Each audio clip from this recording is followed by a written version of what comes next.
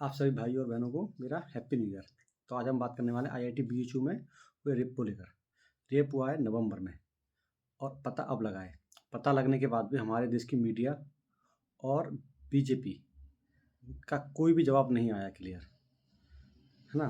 तो इस तरीके से रामराज चलाते हैं और हमारे जो योगी बाबा हैं जिनका बुलडोजर हर किसी पर चल जाता है, अगर यही मानो मुस्लिम समुदाय के लोग होते तो अब तक बुलडोजर चल चुका होता है।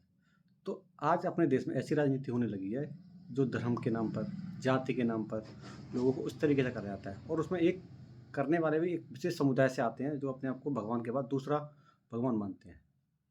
तो भाइयों, इस चीज़ को लेकर मैं तो ये कहना चाहता हूँ कि कम से कम चलो नेतानगरी जो हो रही है वो हो रही है, लेकिन कम से कम हम इंसानों को, इस देश के अच्छे नागरिकों को तो ये अपने आप को कदम उठाना चाहिए कि आखिर हमारा देश जा कहाँ रहा है।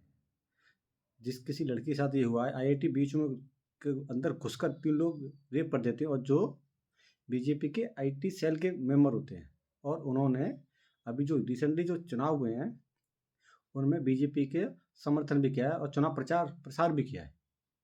और उनके साथ और बाबा बागेश्वर बाबा के साथ भी एक बंदे की फोटो वायरल हो रही है। तो आप बताइए, तो ये धर्म को धंधा, और बीजेपी ने तो इस चीज़ को बहुत अच्छे तरीके से जानती है।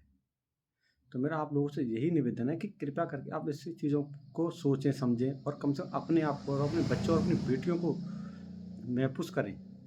ना कि किसी की भी को, अगर कोई अपने झूठ को इतना बड़ा कर दे कि आपको झूठ को सच लगे, तो इससे पहले देश बर्बाद हो सकता है।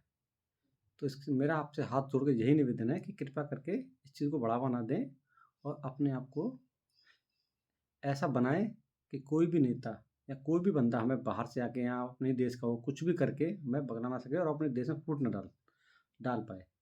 जय हिंद, जय भारत।